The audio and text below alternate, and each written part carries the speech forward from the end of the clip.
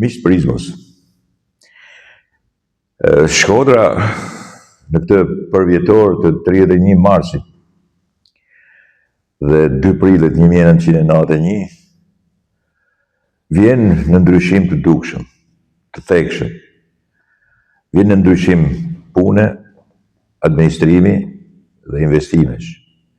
Një ndryshim që për shumë vite, po flasë që nga 1992 që e këtej, ose më mirë të themi nga 1991 që e këtej, u administrua nga ajo forcë politike e cila sigurisht shfrytëzoi një pakënaqësi të lindur normalisht në zgjedhje politike, të shfrytëzuar politikisht, të manipuluar politikisht, të pas zgjidhur kurrë dhe përvrasjet politikisht, për të marrë një pushtet I cili sigurisht pastaj u përdor në shumë raste edhe për keq, jo vetëm në administrim, por edhe në cilësitë e tij politike. Por po I bëj njerëzimin e vogël. Duke qenë se sot është 1 prill edhe të gjithë thonë, dita e parë që mendojnë se gënjeshtra është dita e bekuar e 1 prillit, unë duke larguar këtë lloj aforizmash në bestytnit shpeshherë idiote, po filloj me atë të 31 marsit 1991, ku janë bërë zgjedhjet e para pluraliste dhe realisht zgjedhjet më normale ndonjëherë në historinë e zgjedhjeve të pikërisht pluralizmit shqiptar. Vinim nga një diktaturë e zvetnuar, e shëmtuar, e turpshme, sidomos në fundin e saj, kriminale përgjatë gjithë kohës së saj, e cila kishte marrë erzin e njerëzve. I kishte shfrytëzuar për të ndërtuar, kishte shfrytëzuar punën e krave të tyre, shpeshherë gjakun e tyre. Kishte shfrytëzuar turnet e treta, kishte shfrytëzuar çdo gjë për to. Punën vullnetare, punën e papaguar, për të ndërtuar atë që konsiderohesh socializëm. Dhe çfarë ju kishte dhënë si shpërblim? Ju kishte dhënë si shpërblim robërinë, mungesën e të drejtës dhe të vërtetës, mungesën e pronës, mungesën e lirisë fjalës, por dhe vetë fjalës. E kishte futur të drejtën, fjalën në burg. Kishte hapur kampe të jashtëzakonshme pune. Kishte deportuar, larguar njerëz nga qytetet dhe kishte futur pikërisht kundërshtar politik, po dhe brenda partisë në burgje. Kishte krijuar një pakënaqësi dhe kishte lënë njerëzit pa ngrënë. Me tolon, kishte burgosur dhe pulat. Të vritin në kufi. Kush kërkonte lirinë ose ja merrte mendja që tikte, kishte 2 rrugë. O të mbetej në kufi I vrarë me plumë mas shpinet, ose pastaj të ikte, të fitonte lirinë, por familja do t'i futesh në burg dhe të shkonte në internet. Ishte një tragjizëm I jashtëzakonshëm. Një marrëzie I jashtëzakonshme politike. Një fukarallëk I jashtëzakonshëm. Një degrat I pa fjalë, I izolimit dhe I varfërisë. Asnjë bëhet fjalë të krahasohet me të sotën.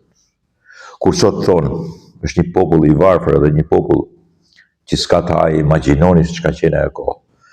Sot përgdhelen kot nga si kot edhe flasin sepse ka liri fjale, sepse atëherë po të thoje fjalë të tilla, automatikisht dënoheshe për agitacion e propagandë. Në vetë parë jam unë, me disa muaj jetësi pikërisht për këtë punë. Ishte një mallkim I cili sigurisht e kishte përgjegjësinë si ke klika ta ashtu quajtur komunist, po asnjëri prej tyre nuk ishte komunist, po ishin thjesht tiranokrat, ignorant, shpeshherë të djallëzuar, që po shfrytëzonin popullin e tyre. Realisht na kishin marrë ersin dhe normalisht regjimi donte të ndronte fytyrën e tij dhe Ramiz Alia provoj disa herë. E para të shmangte një përplasje të madhe dhe e dyta të fitonte duke përdorur në një farë mënyrë edhe atë, si të themi tash, siguri që kishte Partia e Punës e Shqipërisë në atë kohë, për sa i përket edhe antarëve të saj edhe një farë mënyrë paditurisë popullit, por edhe bindjet që kishin. Vendosi në pluralizmin e tij dhe disa organizata si Bashkimin e Grave, nuk e di. Rinine, marrëzirat e Ramizit ishin këto. Sigurisht ishin aleat Partisë Punës Shqipërisë. Në anën tjetër, ishte krijuar Partia Demokratike, ajo e Sali Berishës, Gramuc Pashkës, Azem Hajdarit e shumë tjerëve të cilët rridhin po nga Partia e Punës. Aty kishte njerëz shumë që ishin nga PPSH-ja, që kishin hedhur testat, po konvertoheshin, nuk kuptoheshin atë kohë, po kishte të bashkuar bashkë edhe të persekutuar të vërtet të regjimit, por kishte edhe nga ata që ishin spion të regjimit edhe të sigurimit shtetit. Pra kishim Partinë e Punës Shqipërisë dhe gjithë levat e saj në një anë dhe Partinë Demokratike të Shqipërisë me Sali Berishën po komunist në anën tjetër. Para se kërkush nuk mendonte pothuaj se ai ishte një komunist. Kishin harruar njerëzit brenda disa ditëve. Sepse si ai kishin hedhur testat shumë të tjerë. Ishte krijuar dhe Partia Republikane Sabri Godos, po komuniste dhe ky. Dhe me emër republikan të një imitacioni nga amerikanët, për që s'kishte lidhje fare me amerikanët, megjithëse Sabri Godo thoshte unë jam i pasur dhe po mbroj idealet e pronës dhe idealet e djathtës, por që s'kishte lidhje me djathtën kur e drejtonte një komunist, pavarësisht se unë kam jashtëzakonisht respekt për zotin Godo, për sa i përket urtësisë tij dhe njeriu e qetë që ishte.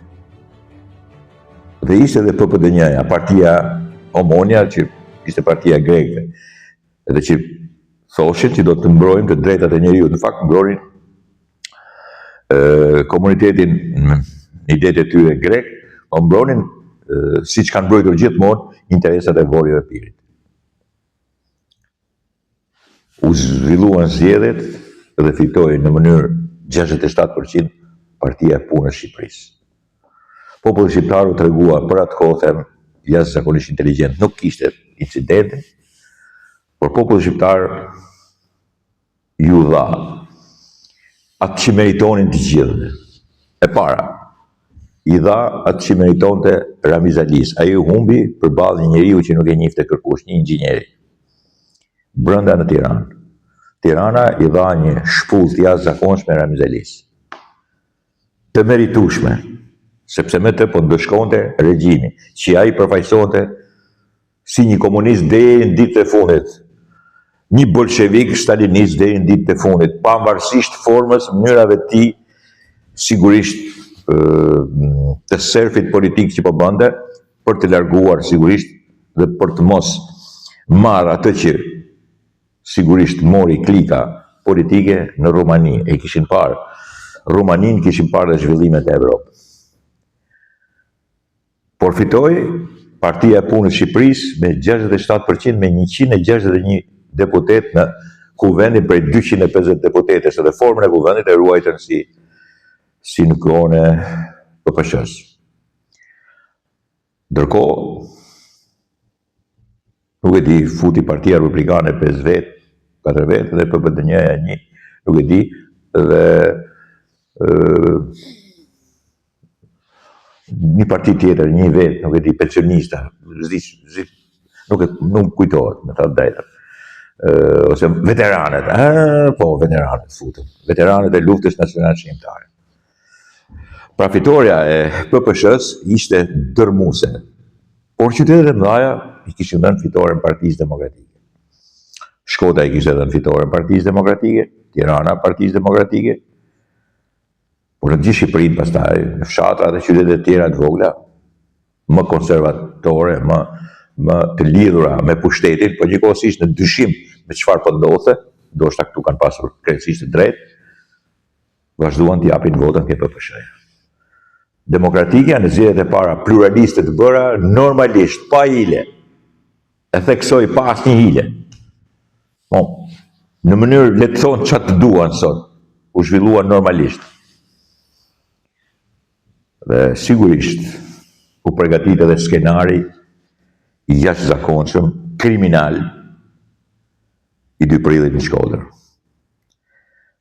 Partia Demokratike nuk do të fitonte dot pa 2 prillit. Dhe ai u provokua. Këtë sot e din të gjithë. Jo thjesht nga por nga gjyqjet që u bën. Absolutisht. Dhe me këtë nuk dua të them se PPSH-ja në atë kohë ishte e mirë. Aty kishte element revanshist, enverist, njerëz të indoktrinuar të cilët sigurisht më vonë me anë të Fatos Nanos edhe Partisë Socialiste në formimin e saj, ndrimin e emrit, do të humnin valencën politike të tyre. Dhe për këto nuk mund të them se ishin kaq burrat mirë, por po kështu provokator dhe në një zhvillim 2 fish të agjenturave dhe të huaja, ishim shumë më afër Jugoslavët, grekët po sapo kishin hyrë. Në asnjë interes që Shqipëria të ecte normalisht, po mundësisht të çalonte edhe të luante mend si se kishin zakon ta përgatisnin që pastaj të vlonte. Dhe në këtë kuadër të jashtëzakonshëm të shëmtuar u përgatitën 2 prilli. Ju e dini historinë. Dolën për protestuar, u mblodhën, i shpërndan, i rrafën, pastaj qelluan dhe vranë. Vranë ato 4 dëshmorë, cilët janë dëshmorët e demokracisë, duke zënë në kurth jo vetëm demokracinë, po dhe njerëzit aty. Që shumica në besim të mirë po protestonin. Duke thënë na keni vjedhur zgjedhjet, kur në të vërtetë nuk ishin vjedhur zgjedhjet, po përgatitje shkurti për zgjedhjet e ardhshme. Dhe sigurisht kjo ndodhi. Duke ndodhur kjo, u përgatitën zgjedhjet e 92-shit, ku fitoi Partia Demokratike dhe fitoi Sali Berisha, i cili që prej atyre ditëve e deri tani vazhdon të jetë njeriu provokator i modelit të 2 prillit 1991. Shkodra sot është në kapërcyll të këtij elementi. Të ati 31 marsi dhe 2 prillit, i cili është dita e nesërme. Dhe mbase unë mund të flasë prapë, po është e kohë të flasë, unë duhet ta lidh me 31 marsi, me atë që kaloi. Duke qenë se jemi në ditën e gënjeshtrave, njeriu mundohet të thotë realisht të vërtetën. 31 marsi e 2 prilli kanë lidhje ombelikale me njëra tjetrën, sepse sigurisht kanë prodhuar njëra tjetrën. Kanë prodhuar në mendimet perfide, ku si pasoi u plagosën disa, u vranë 4, 3 individ, sigurisht që pa faj, dhe u kapën kurth të gjitha ato që quhen linjat e demokracisë për të deformuar ajo që me lindjen e saj. Dhe të gjitha ata që ishin në drejtim ishin sigurisht daljet e sigurimit të shtetit. E një diktaturë e cila, si shtash në fillim, na kishte lënë pa ngrënë, na kishte burgosur, na kishte marrë erzin, na kishte lënë të drobitur në të gjitha drejtimet. Kishte shfrytzuar punën tonë për të ndërtuar atë që konsideronin socializëm. Dhe ky është edhe tragjizmi i cili na ndoqi e ndërtuar kështu demokracia, pluralizmi kene, na ka ndjekur për 35 vite rresht. Edhe sot jemi peng i atyre ditëve. Edhe sotmja, pavarësisht se ka kaluar kohë, kanë kaluar vite e vite, jemi peng i një gënjeshtre të jashtëzakonshme që fillon me 31 mars dhe duket sikur përfundon me 2 prill, por në të vërtetë nuk ka përfunduar edhe 2 prillin e 2025-s. Sepse jo vetëm që ka marrë përgjigje të gabuara, sepse jo vetëm që njerëzit shumicën e tyre dinë që sigurisht ishte një kurth për të fituar sigurisht kredibilitete dhe shanse, Sali Berisha dhe gjithë klika e tij sigurisht e dal nga një grupim, nga një modeli PPSH-s, por dhe në përgjithësi një investim i madh i disave në mos, nuk mund të them do të një agjenture, po i disa agjenturave për të destabilizuar dhe për të pasur nën kontroll një vend vogël të dalë nga një ferr komunist në një varfëri të skajshme, një padrejtësi të skajshme si Shqipëria. Sot nuk është ashtu, sigurisht që nuk është ashtu. Por ajo hije, ai kalim nga 31 marsi në 2 prill 1991 na ndjek mbrapa. Na ndjek mbrapa në pluralizmin e demokracinë tonë, duke mos ta lejuar kurrë të shijojmë lirinë. Dakord, miqtë e mi. E fundit që desha të diskutoj është që Komisioni Evropian i dha të drejtë Giorgia Melonit, qeverisë italiane, në marrëveshjen e saj me Shqipërinë për punën e emigrantëve dhe ndërtimit të 2 kampeve, njëri në Shëngjin e tjetri në Gjadër. Komisioni Evropian vendosi dhe i dha jo vetëm të drejtën, por tha që ato janë përputhje me ligjet e Bashkimit Evropian. Deri tani, drejtësia italiane, gjykata dhe prokurorit të ndryshme të sunduara nga e majta italiane, nga një e majt obskurantiste, nga një e majt obskurantiste për demokracinë, jam duke thënë, por nga një e majt liberal, imorale dhe sigurisht një e majt ekstremisht anti-italiane në zgjidhjet që Italia duhet bëj, nuk e ka lejuar pikërisht Giorgia Meloni në marrëveshje me Shqipërinë t'i shfrytëzojë këto kampe për të parandaluar fluksin migrator që vijnë nga vende të ndryshme për drejt Evropës, por sidomos drejt Italisë. Në këtë rast, Komisioni Evropian ju ka thënë edhe ligjërisht që shiko se s'ka asgjë që nuk shkon dhe përputhet me rregullat e Bashkimit Evropian dhe për ato rregullat që janë ndërtuar dhe emigracionin. Dhe prapë majta e Schlein nuk është dakord, ajo që kundërshtonte marrëveshjen që u acaruan. Kohët e fundit erdhi një njeri i cili ishte fatkeqësi majtës edhe qeverisjes italiane, si Matteo Renzi, dhe fatkeqësi edhe sulmit që lejoi përsa i përket emigracionit, fatkeqësi në trashëgimni të sigurisht Romano Prodit, ju kujtohet në kohën e tij në 97-ën, ai ishte kryeministër, ushtria italiane goditi me anë një korvete të madhe, Sibila, 4 në radhës duke çuar në fund të detit 104 njerëz, të cilët 84 nuk u kthyen më gjallë. Kjo lloj majte. Dhe këta të majtëshit të këtij modeli jepshin eleksione këtu. Vinin e jepshin eleksione edhe në Shqipëri, gam. Sigurisht Edi Rama i lejon se nuk i plas fort, se çfarë bëjnë, por ata janë kaq llafazan, kaq të pandershëm, kaq të pa princip, kaq të pa fytyrë, sa sigurisht ndyn. Po ata nuk mund ndyn më tepër se çka ndyrë e ashtuquajtur e djathtë, mike e tyre, siç është Partia e Sali Berishës. Ata kanë kundërshtuar këtë. Sigurisht ngritjen e 2 kampeve dhe këtë marrëveshje midis edhe Melonit edhe Edi Ramës, sepse sigurisht çfarë do marrëveshjet që të bëjë Edi Rama për to është për të luftuar. Dhe sigurisht e kanë kundërshtuar dhe e kundërshtojnë njësojsi e majta italiane.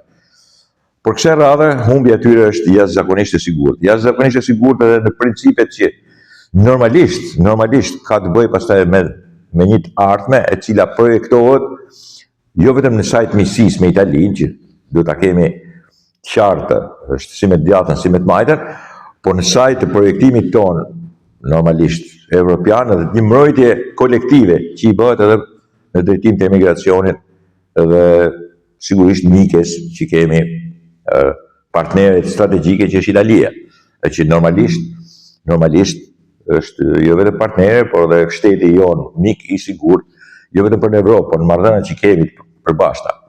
Është një mik i sigurt në mënyrë të plotë, qartë.